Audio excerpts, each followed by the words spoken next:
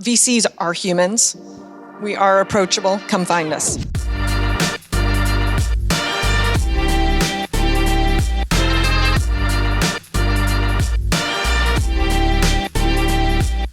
Hello and welcome to the BetaKit podcast. I'm Douglas Saltis, editor-in-chief of BetaKit, and we have another special conversation for you this week. 2 pods ago, OMERS Ventures partner Laura Lenz said that ego rounds are over and down rounds are coming to Canadian tech. Spoilers, they're already here. This week, Lenz is joined by Georgian's Michelle Yu and Bessemer's Aleeza Hashmi, who generally agree with that sentiment. As Hashmi says on this podcast, the next 4 to 6 months will be the hardest for startups to raise in. So, if this is the environment we're in today, Hashmi asks, what should founders do? That's the question that all 3 VCs get into on the podcast in this panel conversation, moderated by BetaKit senior editor Meagan Simpson, recorded live on the BetaKit Keynote Stage at SAAS North. Now, I don't want to spoil the conversation for you, but considering the doom and gloom surrounding the end of the year, I will give you one highlight, maybe a ray of hope. The VCs agree that strong fundamentals still command strong valuations. So let's dig in. So I'm really excited to chat with these 3 awesome ladies today. I think they're going to share some really interesting insights with everyone. What's a founder to do in the current state of the market? That's a biggie. Before we dive into that, and I think you guys are you're all going to have some really good, nuggets of advice.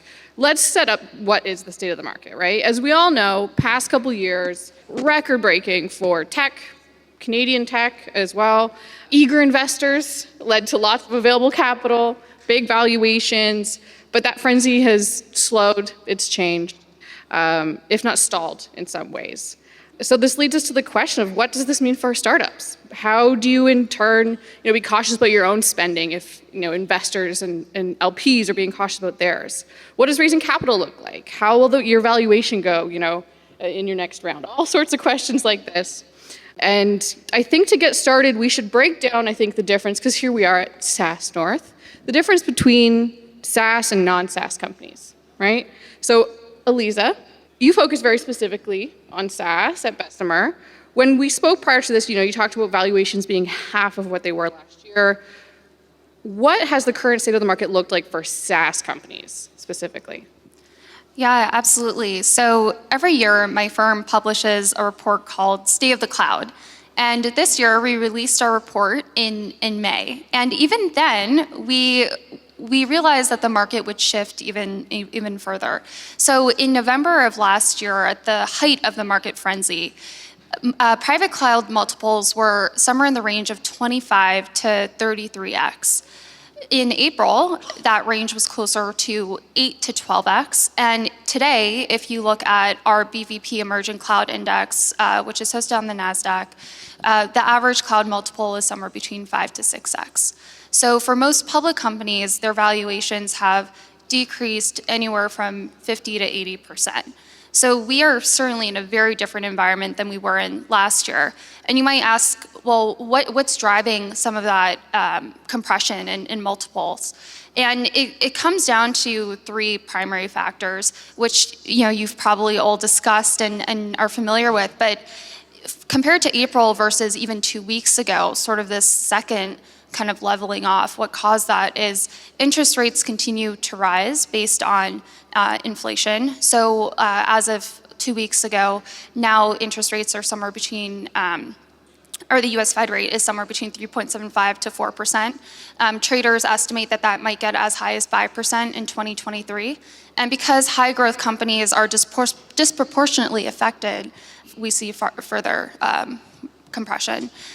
So I'm sure this will lead to the next question of, well, if this is the environment that we're in today, what should we do? And I'm happy to let you lead that. But it's certainly been an interesting time. But we as a firm, and I think other investors here, still believe in cloud fundamentals and still believe it's the most efficient and best business model out there.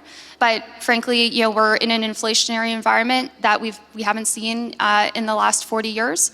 And even more so if you are an early stage founder, these next 4 to 6 months are probably the hardest environment to raise in the past decade. So it'll be challenging, but we still have a lot of faith in the model. Michelle, I see you nodding. That feels very accurate for you. Would you feel like that's mostly reflected in Canada as well? Is there anything specific to Canada that might?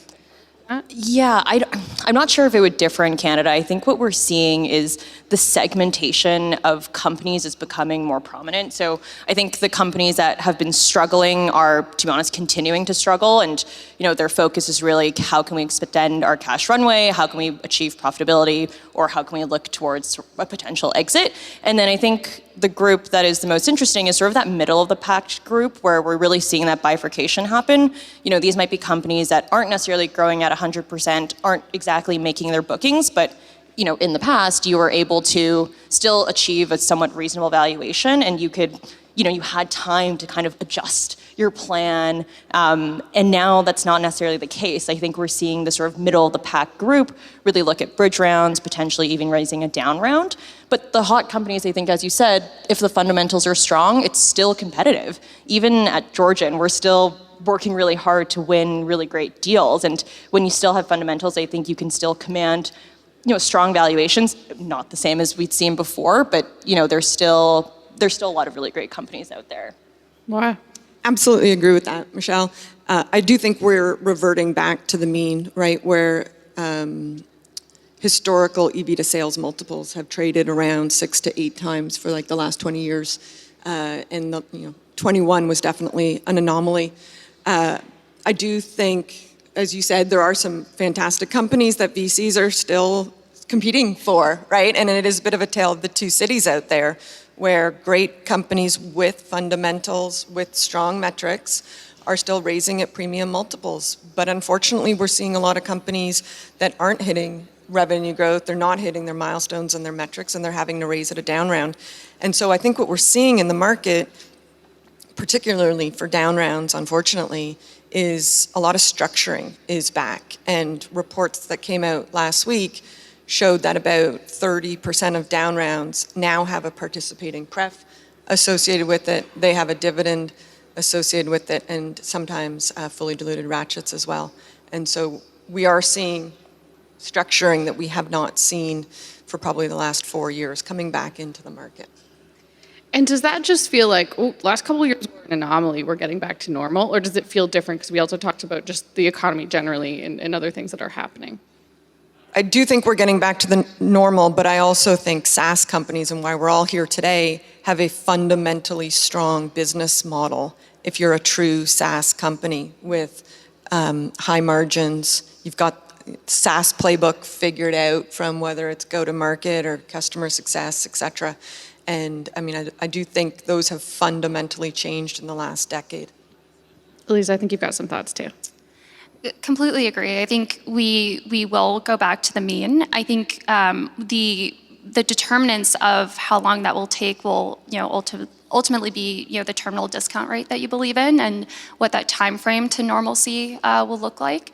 And to her point around bifurcation, I think something else that we've been thinking about is particularly in this market, if you are a builder and you're thinking about how do I create product love, customer love, or the narrative that pairs with that story, what we are really helping companies think through is how do you position yourself as a product or service that is a must-have? And the must-have category will ultimately be determined by, do you generate additional revenue or are you cost savings for the company? And if you don't have an easy narrative or product that fits into that, then the other level is maybe you're a nice to have. And I think the deep introspection that needs to happen is really understanding where do you sit in those two layers, and is there a way to push forward to be more of, this is a must-have, this is tightly integrated to your customers' businesses. So that's something that we're really pushing our companies to think about more so, is how do you become and maintain relevancy when budgets are getting cut or there is more constraint in the market. So that's part of going back to the mean, is figuring out where do you sit in that scope. And I think to your point of even the advice that you're already giving, one thing I'd be really interested in hearing from all three of you ladies is what the concerns you are hearing from your portfolio companies currently. Laura, I'll pick on you first. What are some of the main concerns? And I think you interestingly said it's actually a tale of two cities, right? So it's not going to be one size fits all for everyone. But what are some of the main concerns that you're seeing and hearing? Yeah, so I mean, I think these statements would be for my portfolio companies, but also just generally in the industry. And OMERS Ventures has had some companies that we share with some of these folks, like Xanadu, Touch Bistro, Hopper, et cetera, that have all raised $100 million plus rounds in the last month, right? But there's also companies that haven't. And so what they are focused on is obviously cash management and making sure that you have cash runway. I think 2 weeks ago we were saying until 2024. Now with FTX, we know there's going to be some contagion that happens there. And so we're starting to say 2025, which is a very long cycle for founders to be able to manage their cash through. Path to profitability, right? How do you get to operating profitability? I don't have time on this panel. I tweet about it. Find me on Twitter. But how do you make your business profitable? How do you ensure, like Aleeza was saying, that you have an ROI story, that you can increase your NDR from your customers in this time period? Can you add more products? Lots of SaaS companies are thinking about adding embedded fintech products into their offering. Is that an opportunity for you today to increase your ACV per customer, right? Hopper being a very good example. Hopper being a great example of that, absolutely. I mean, is it a fintech company or a travel company? I think CEOs are also worried about culture and morale and productivity with some of the, some of the rifts that they have had to do, right? And it's hard to decrease your workforce, but keep culture and productivity up. And so I think they're worried about that. I think they're also worried about, can they retain these employees when a lot of the employees see that their ESOP is underwater and that they need 2 to 3 years to earn into their post-money valuation. So lots of conversations at the board are talking about repricing of stock options and how do we do that appropriately to retain the right talent. Hey founders, do you need help with your business? Well, thankfully, Caravel supports you through it all, from incorporating a new company to raising funds as you scale, all the way to successful exits. Caravel has been a leader in Canadian legal innovation for years, and their lawyers are trained at the best firms in Canada, meaning they have the experience you're looking for, but with a new and innovative business model and flexible rates that deliver excellent value. To learn more, visit caravellaw.com, that's CARAVEL law.com, or reach out to their client happiness specialist, Felicia, at info@caravellaw.com.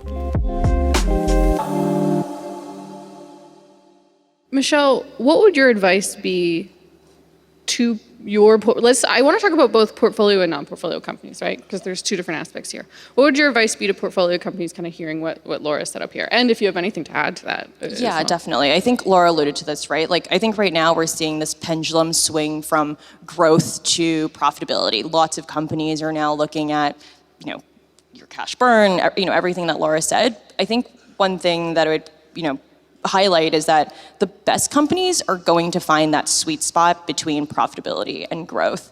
And I think it's so important because once the market swings back, if you're on either side, you can really get hurt. And I think what we think about at Georgian is spending time with our portfolio companies and even companies that are in our pipeline is really helping them think about what are your levers at the end of the day? What are your levers for growth? What are your levers for cost cutting? So your levers for growth can look like maybe you're a business that needs to think a lot about top of funnel, or maybe you're a company that needs to think about growing your AM or your CS to increase your net dollar retention.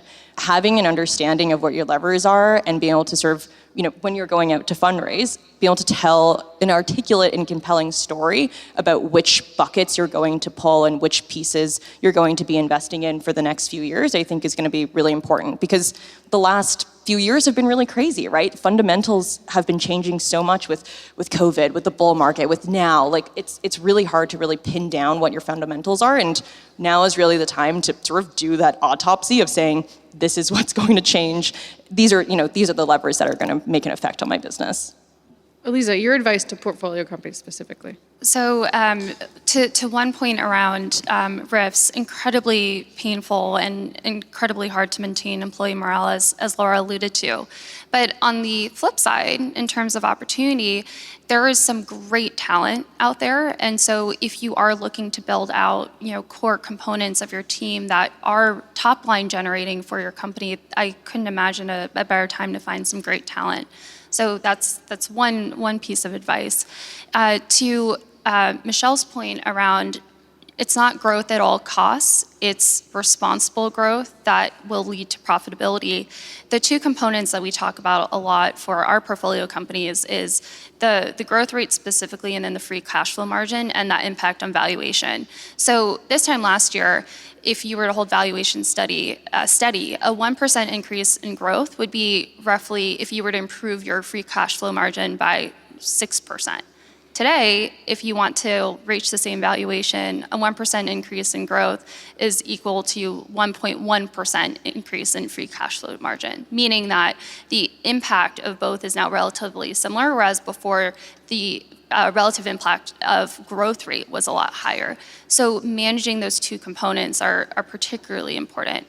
One of the things that we are doing to help our companies as well is in a couple of weeks we're releasing a white paper that goes through every single P&L item and ways to manage your burn and optimize those items and benchmarks for those as well. So would certainly keep an eye out for that if you're looking for ways to think through certain things. That's great. Can I add just one comment? Of course. When Aleeza was talking, it made me think of this, and I look forward to reading that white paper. That'll be amazing for everybody. One of the things that we do with some of our portfolio companies is a good, better, best framework about 2 quarters prior to the need to go out to fundraise, just to prepare them for what does good look like, but what does the best look like, and pick your 5 metrics that matter, right? And be able to monitor those on a monthly basis and try to move down towards best so that you can get some of those premium multiples that Aleeza alluded to. Laura, I think I've also heard you, when we're talking about actual portfolio companies too, and maybe needing to raise more capital in this environment. Maybe it's a bridge round, maybe it's something. I've heard, you talk about smart ways to do that and partner dynamics and why entrepreneurs should be thinking and considering that. So talk to us about that a little bit. Partner dynamics are always very interesting, and it's not something that a CEO gets a lot of exposure to, of course, because on purpose, investment committee meetings are small, not recorded, and there are no attendees, depending on the fund, I guess. Some funds. I mean, I'd love to be a fly on the wall there for sure. Yeah, I'm sure you would. Somebody should hack Zoom. And so partner dynamics obviously come into play. Do you have support? As a partner bringing a deal forward, do you have support of the other partners? How many other companies have you in your own personal portfolio brought forward that needed bridge rounds? Do you already have a unicorn exit in your portfolio so that your conviction maybe stands up a little bit stronger than some of your other partners? And that's just something that is talked about, unfortunately, internally in some of those meetings. And so as a CEO, take a look at that partner's portfolio, right? Ask the tough questions. How hard is it going to be to get this bridge round completed in your partnership? Is there anything I can do to help you? Have they already done one? Has the partner already done one? What is the perception of this portfolio company within the partnership, right? Do you as a CEO need to get in front of the partners again? When was the last time you pitched your company's story to the partners? And if it was 2 years ago, it's probably a dated story, so get in front of the partners again to tell your version of the story. Aleeza, I see you nodding. You got something to add there? Completely agree. I mean, we've had some very efficient companies in our portfolio who, perhaps last raised between 2017 and 2019, and they haven't really had to present to our partnership. So I completely agree with Laura that refreshing that narrative and also showing off how much you've accomplished, I think is a really important thing to push for if you are, talking to a firm and, maybe a partner isn't necessarily advocating for a presentation. I think if you feel confident in doing so, you absolutely should. And it kind of reignites some of that initial excitement in the category and you as a founder and in the team. Michelle, any thoughts? Yeah, and maybe this is sort of, and I know we were talking about this before, is, not necessarily coming at it from a portfolio company perspective, but if you're going out to sort of fundraise again, how do you make sure you're talking to the right partners? I think the advice that we'd give from sort of the Georgian perspective is go out and build those relationships early with venture capitalists, even if you're not necessarily in a state of fundraising, because we use this analogy a lot, which is, it's sort of like dating, right? Like when you sign that term sheet and you take that capital, you're in a marriage, and it's a very, very long time before you're working together for many, many years. And it seems wild to run a 2 or 3 week process with someone you're going to spend many, many years with. And so go out and date, right? Go out and meet these founders, go out and meet these venture capitalists that could be your potential partners one day. And it's a strategy that we've taken at Georgian through our CoLab program, which is, our freemium program where we're building these 12-month relationships with early stage companies that might not be out to raise, but we're building that trust with each other. Again, you get to watch each other grow, and you hopefully don't fall within those pitfalls of saying, well, as a firm, we're not necessarily allocating funds right now. You have that security because you've built that long-term relationship. And as VCs, we get to watch a company grow over time and see how you've changed and matured and, weathered the storm at the end of the day. Yeah, let's talk about non-portfolio companies now. Laura, what would your advice be to founders, entrepreneurs looking to pitch you? I think the first thing would be to qualify the VC that you're talking to, right? We do qualification in the sales process when we're talking to customers. I don't think founders do a good enough job on qualifying the VC, and that's not a disrespect to the founders by any means. That some of us are private individuals. Some of us don't have websites that talk about what portfolio we're invested in or where we are in our deployment cycle in our fund, right? So asking some of those questions in your network or to some trusted service providers that you have is really important. You don't want to waste your time with a fund that doesn't have a new allocation of capital to deploy, right? You don't want to waste your time with me who doesn't look at health tech. You want to talk to some of my colleagues, right? And so that qualification is extremely important. Being able to tell your story, your vision, and tell your story from a customer perspective probably resonates the most. As Aleeza pointed out, talking about ROI in this environment is extremely important.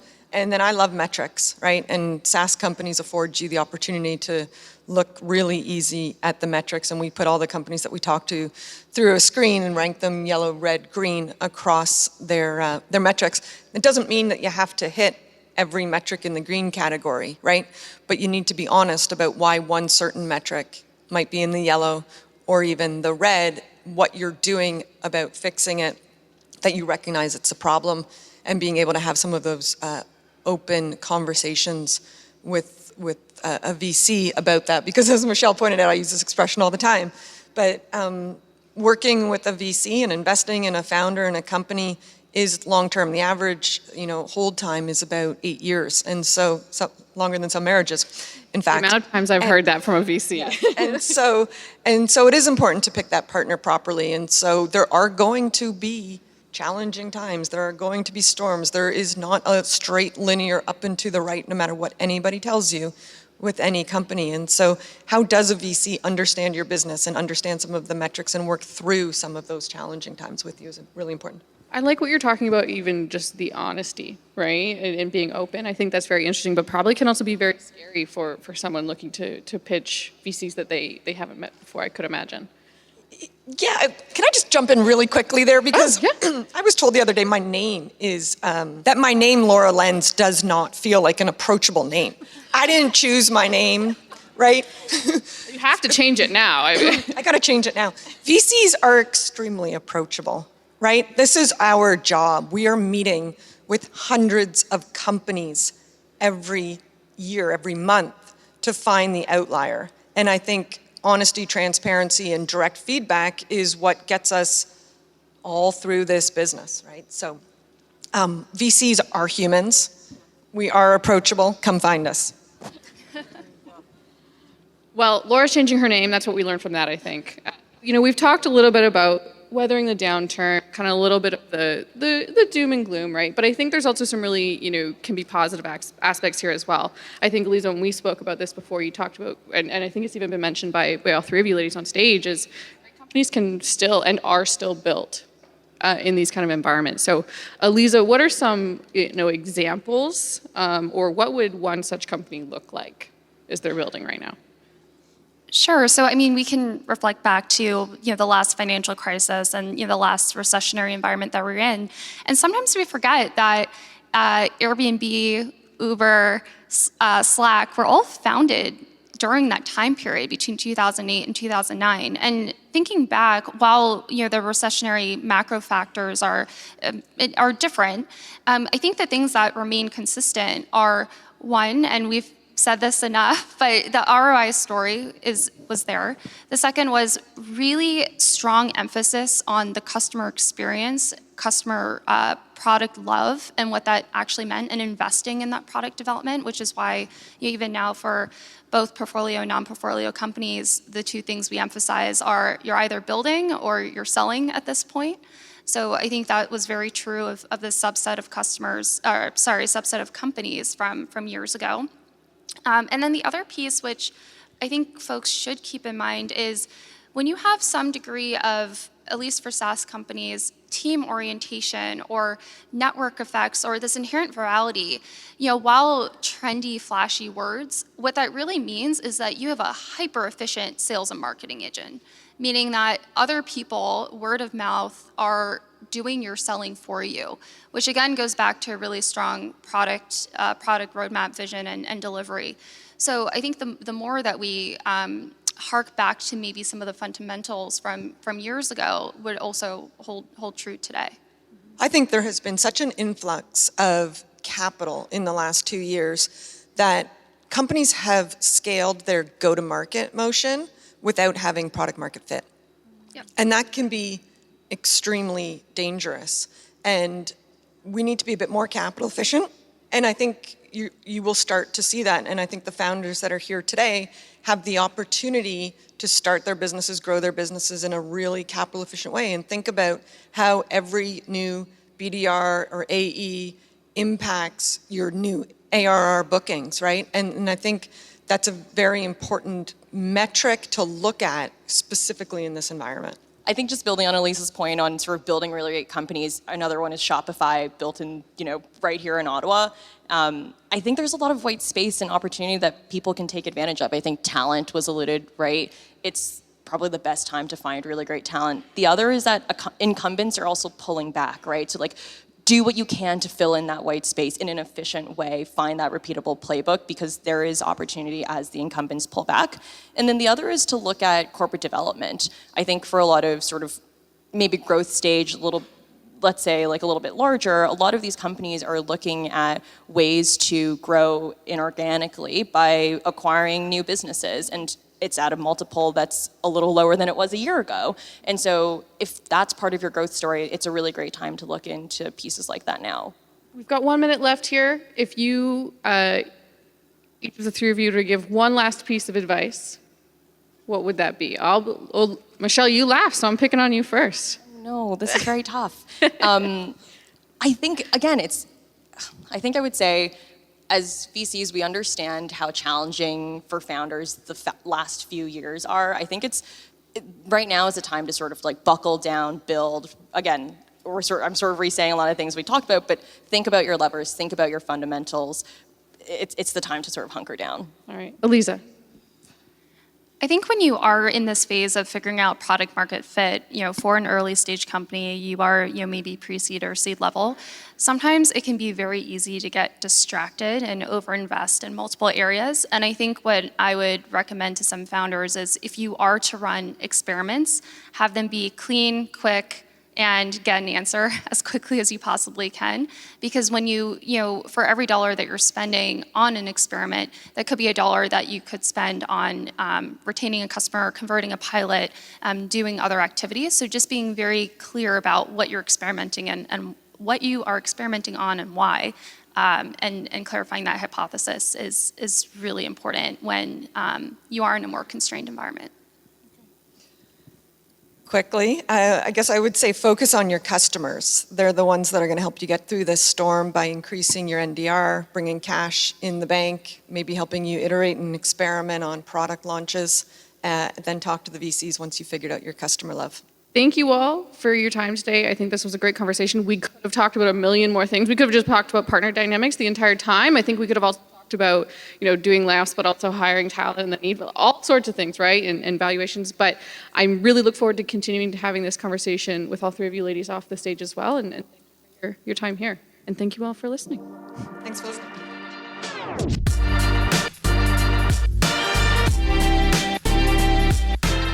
The BetaKit podcast is produced by BetaKit Incorporated. It's edited by Katie Lohr, and its hosts are Rob Kennedy and me, Douglas Saltus. To learn more about how you can support this podcast, head to patreon.com/BetaKit.